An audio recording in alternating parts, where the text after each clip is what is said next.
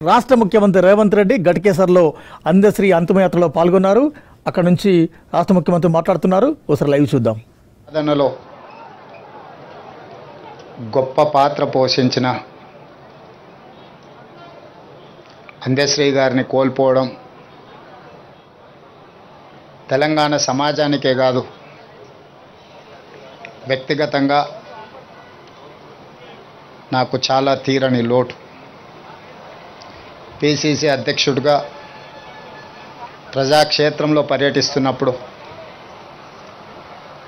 అందశ్రీ గారిని కలవాలని ప్రయత్నం చేస్తే నేను రాజకీయ నాయకులకు దూరంగా ఉంటాను, రాజకీయ నాయకులను వేదికల మీదనే కలుస్తాను కానీ వ్యక్తిగతంగా కలవను అని ఒక మిత్రుడి ద్వారా సమాచారాన్ని చేరవేసి, అయినా పర్వాలేదు ఒకసారి కలుద్దాం, తెలంగాణ రాష్ట్ర భవిష్యత్తు గురించి చర్చించుకుందాం, రాష్ట్ర సాధనలో కోట్లాది మందిని ఏకం చేసి తెలంగాణ ఉద్యమ బాట నడిపించిన మీరు ఈనాడు 4 కోట్ల తెలంగాణ ప్రజలు కష్టాలలో ఉన్నప్పుడు మీదైన పాత్ర పోషించాలి అని చెప్పి అందశ్రీ గారిని అడగడం, కలవడం, ఆనాడు కాంగ్రెస్ పార్టీని నడిపించే క్రమంలో వారొక గొప్ప స్ఫూర్తినిచ్చింది. కొట్లాడితే ఖచ్చితంగా తెలంగాణ ప్రజలు ఆశీర్వదిస్తారు, తెలంగాణ ప్రజల యొక్క సమస్యల్ని తీర్చడానికి కలిసి పనిచేద్దాము, నీతో మాట్లాడిన తర్వాత నాకు నమ్మకం వచ్చింది, తప్పకుండా నువ్వు చేసే ప్రయత్నంలో నేను చేయగలిగిన ప్రయత్నం నేను చేస్తాను, అందరం తలా ఓ చెయ్యి వేసినప్పుడే ఈ తెలంగాణ సమాజానికి ప్రయోజనం చేకూరుతుంది అని చెప్పి ఆనాడు అందశ్రీ గారి మాటలు, ఆ తర్వాత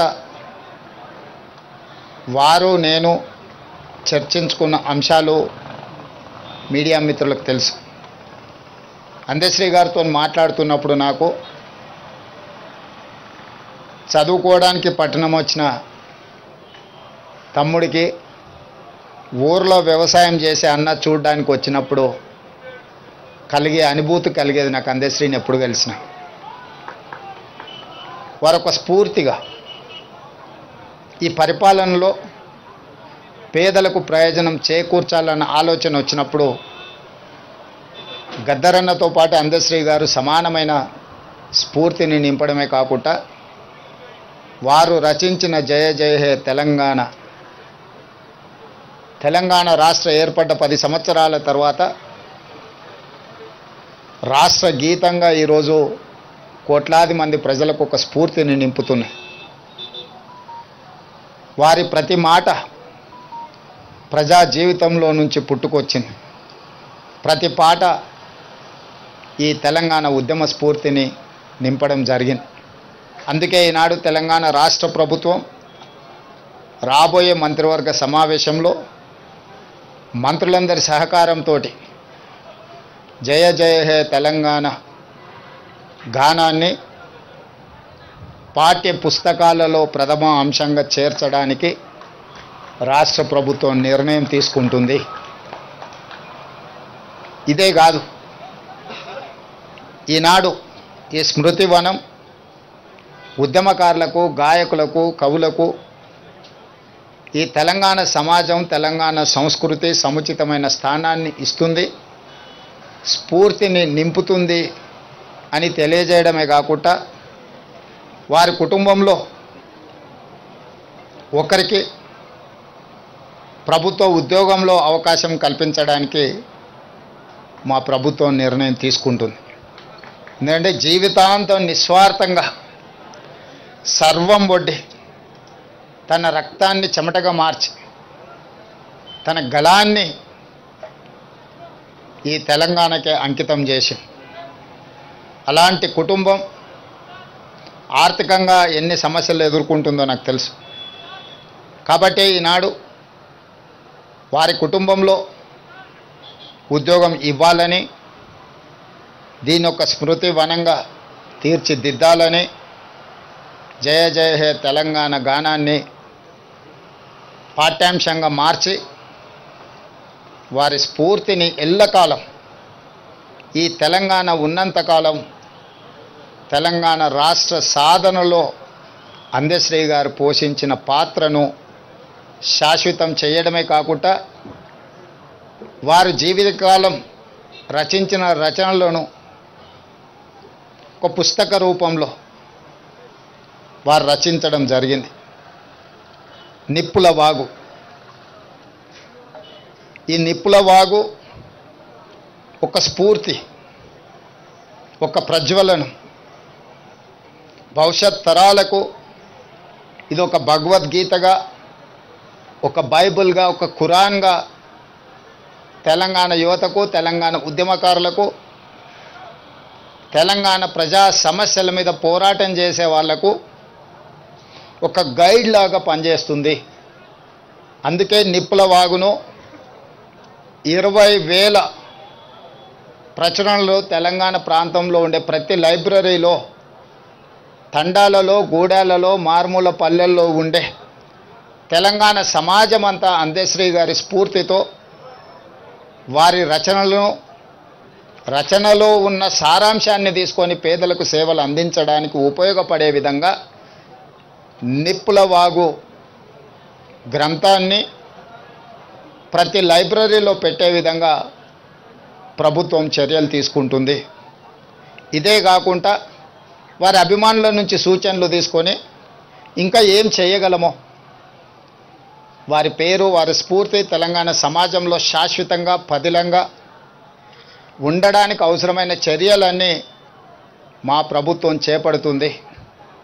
వారు ఏనాడు వారి ఆరోగ్యం గురించి, వారి ఆర్థిక పరిస్థితుల గురించి, కుటుంబ సభ్యుల గురించి ఏనాడు కూడా అందశ్రీ గారు ఆలోచన చేయలే. ఈ 4 కోట్ల తెలంగాణ ప్రజల యొక్క సమస్యలే తన సమస్య అని, ఈ సమాజమే తన కుటుంబం అని భావించిన ఒక గొప్ప మానవతావాది.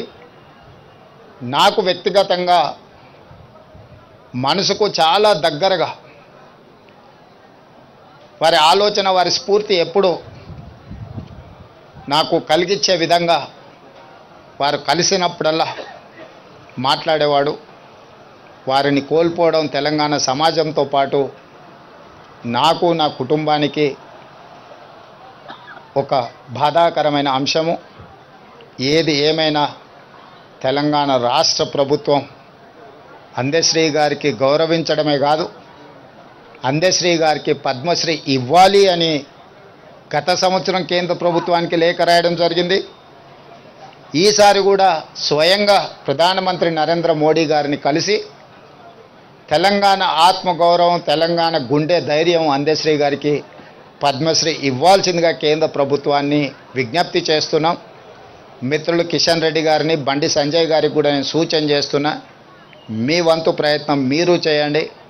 తెలంగాణ రాష్ట్ర ముఖ్యమంత్రిగా అందశ్రీని గౌరవించుకోవాల్సిన బాధ్యత తెలంగాణ ప్రజల తరఫున మీ మీద, నా మీద ఉన్నది.